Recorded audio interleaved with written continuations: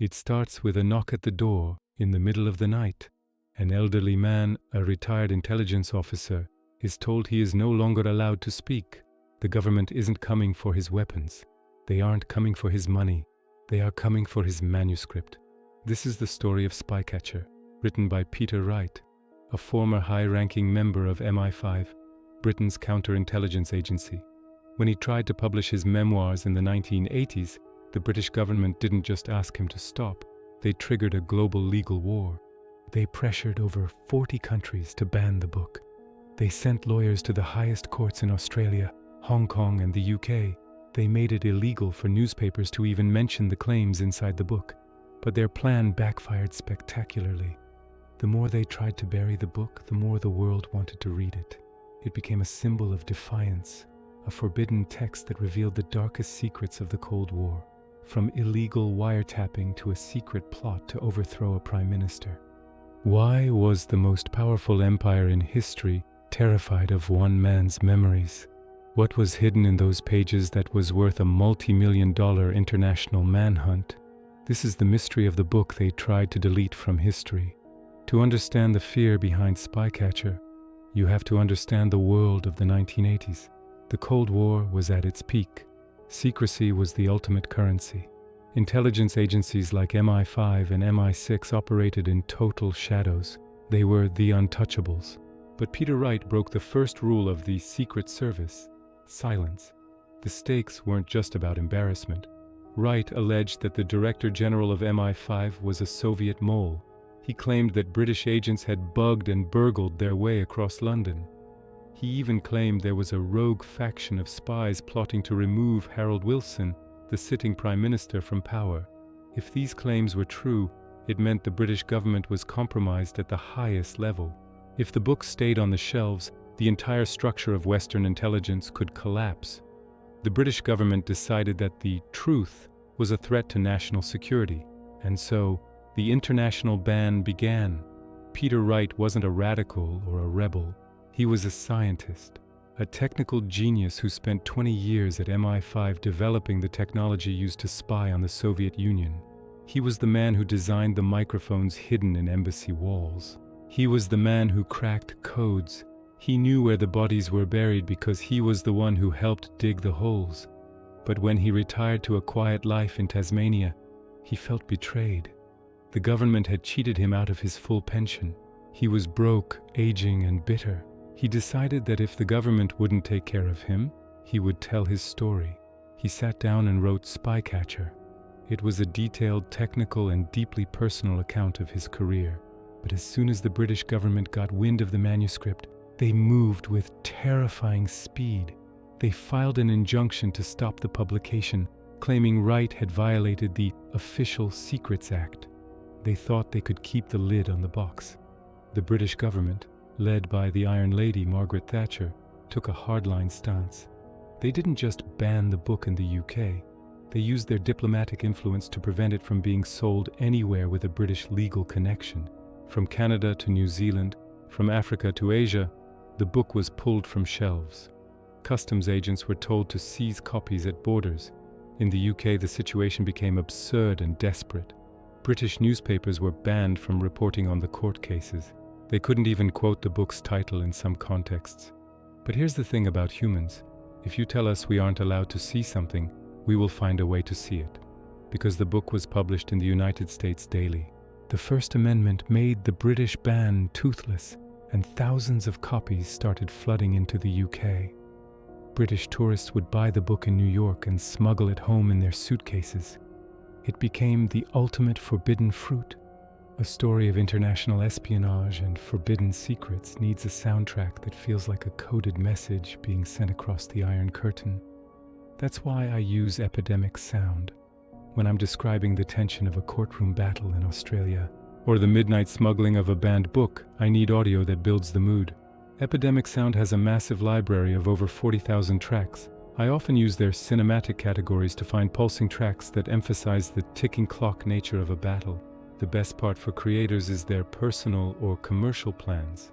They handle all the licensing, so you never have to worry about a copyright strike, even if you're talking about controversial subjects. If you want to make your audience feel part of a secret, check out the link in the description for a 30-day free trial and elevate your storytelling.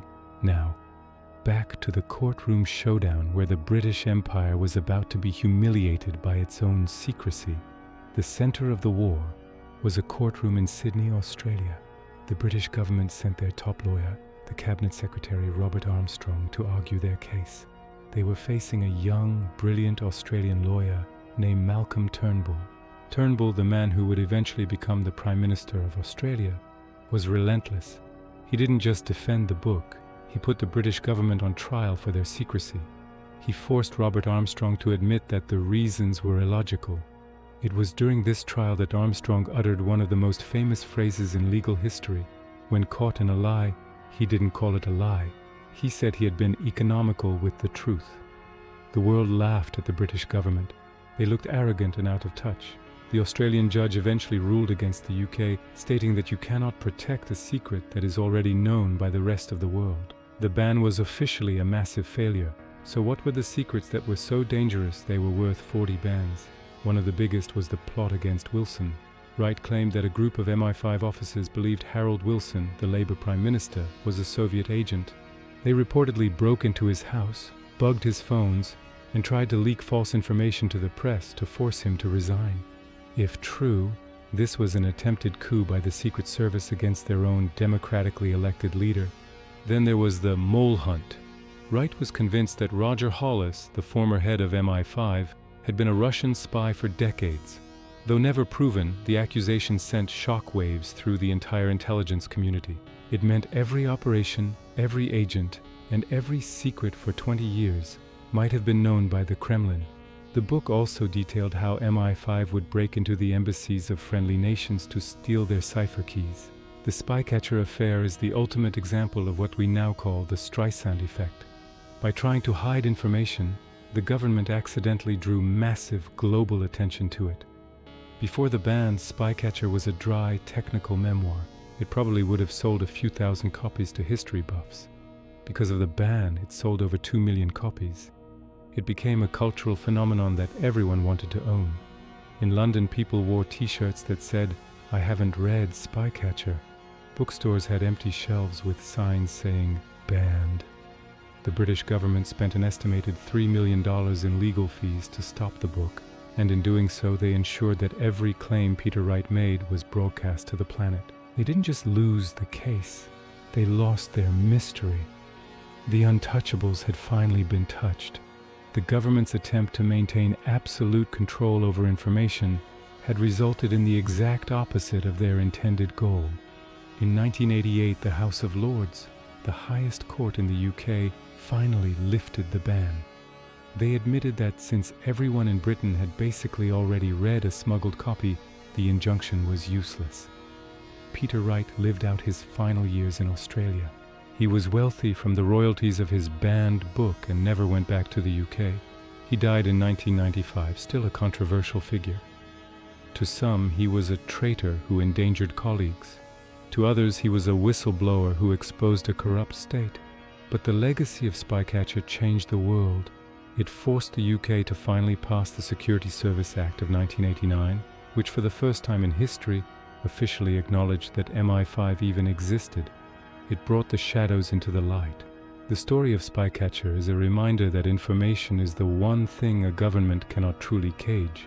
You can ban a book in 40 countries, but you cannot kill an idea once it has been released into the wild.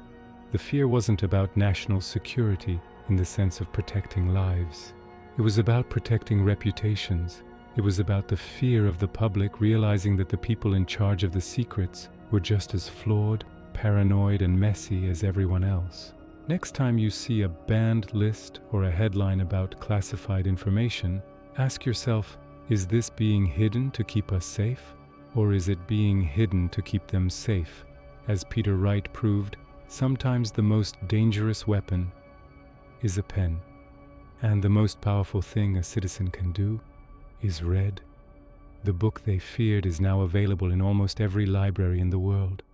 The secrets are out, and the world is still turning, but the shadows are just a little bit smaller. The pen truly proved to be mightier than the sword of state secrecy. The secrets are out, the silence is broken, and the truth, however messy, remains for everyone to judge for themselves, ready for the next investigation.